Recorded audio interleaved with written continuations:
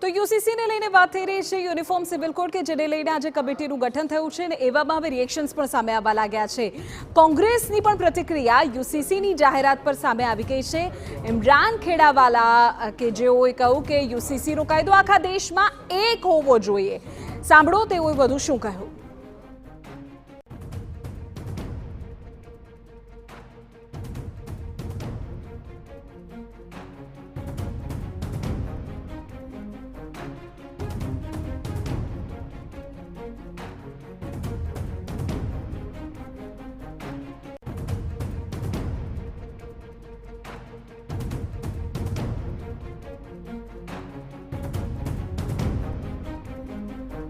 જ્યાં યુસીસી લાગુ પડવાની છે તેને લઈને સમિતિની જાહેરાત આજે રાજ્ય સરકાર દ્વારા કરવામાં આવી છે। ત્યારે કોંગ્રેસના ધારાસભ્ય ઇમરાનભાઈ ખેડાવાલા અમારી સાથે છે। ઇમરાનભાઈ, યુસીસી લાગુ રાજ્ય સરકાર કરવા જઈ રહી છે, કોંગ્રેસના પ્રતિનિધિ તરીકે, ધારાસભ્ય તરીકે આપની પહેલી પ્રતિક્રિયા શું છે?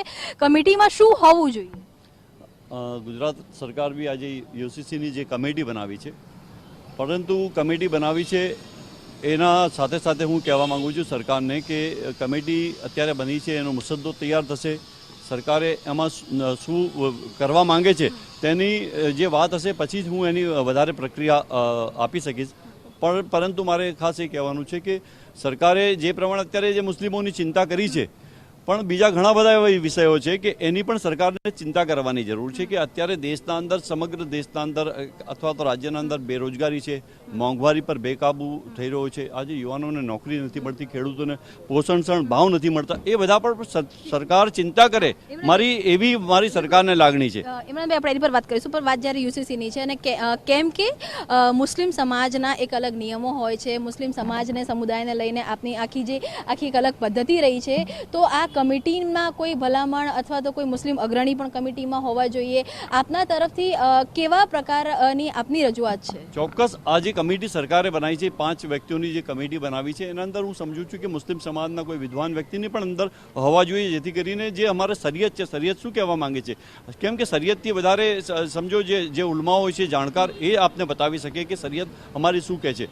જે ઉત્તરાખંડના અંદર જે પ્રમાણે જે કાયદો બનાવ્યો છે એના અંદર જે બે શાદીની વાત છે કે 2 શાદી ના કરી શકો, 3 તલાકની વાત છે, એ તો ઓલરેડી તમે સુપ્રીમ કોર્ટે પણ કીધું છે, તેનો અમલ થઈ રહ્યો છે। પણ ખરેખર જ્યારે સરકારની મનસા સારી હોય ત્યારે હું સમજુ છું કે મુસ્લિમ સમાજના વિદ્વાનોને પણ આ કમિટીના અંદર રાખવા જોઈએ, જેથી કરીને પોતાના સજેશન આપી શકે।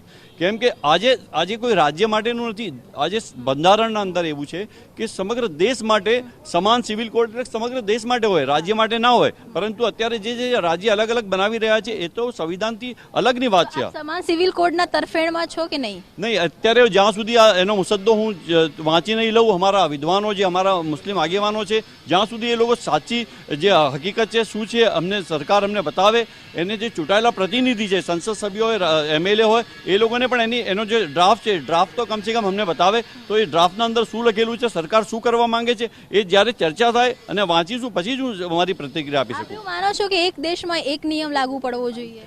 જ્યારે ભારતના બંધારણના અંદર જે બંધારણે આપણને જે હક આપેલા છે એ હક બંધારણ મુજબ દેશ ચાલવો જોઈએ, એટલું જ હું કહેવા માંગુ છું। તો આ હતા કોંગ્રેસના ધારાસભ્ય ઇમરાન ખેડાવાલા કે જે કહી રહ્યા છે કે એક દેશ અને એક નિયમની સાથે સાથે બંધારણે જે હક આપ્યા છે તે હક હોવા જોઈએ। જ્યાં સુધી વાત યુસીસીની છે તો યુસીસી એના તમામ રાજ્યોમાં અલગ અલગ નિયમ હોવા ન જોઈએ। હાલાકે આજે હજુ કમિટીની જાહેરાત થઈ છે, ત્યારે જોવાનું એ છે કે કમિટી જ્યારે અલગ અલગ સજેશન લેશે ત્યારે કયા સજેશન છે તે કોંગ્રેસ દ્વારા અને મુસ્લિમ આગેવાનો દ્વારા આપવામાં આવશે। કેમેરામેન નવનીત સાથે કિંજલ મિશ્રા,